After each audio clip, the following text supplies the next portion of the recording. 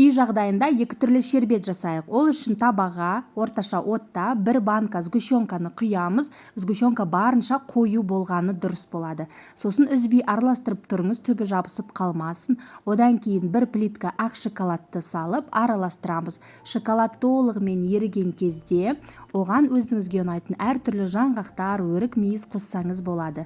Енді осыны 7-8 минуттай орташа отта араластырамыз. Қоп қою масса болу керек. Сосын барып оны пергамент қағазына құйып, осындай өзіңізге ұнайтын формасын келтіреміз. Екінші түріне ақ шоколадтың орнына кәдімгі Қазақстан темный шоколадын қоссаңыз болады, және де өрік мейізді салып, оны да қою болған кезде осылай пергамент қағазына түсіріп формасын келтіреміз.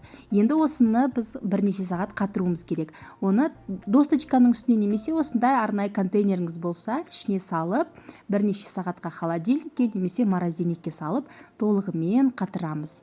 Содан кейін біздің пергаменттен шербеттер өте оңай шешіледі. Осындай екі түрлі шайға өте дәмді, үй жағдайында жасалған шербеттері дайын болады. Жасап көріңіздер, осындай түрі, особенно ирис конфетке прям қатты ұқсады. Өте дәмді болып шығады, шаймен ішкен кезде керемет.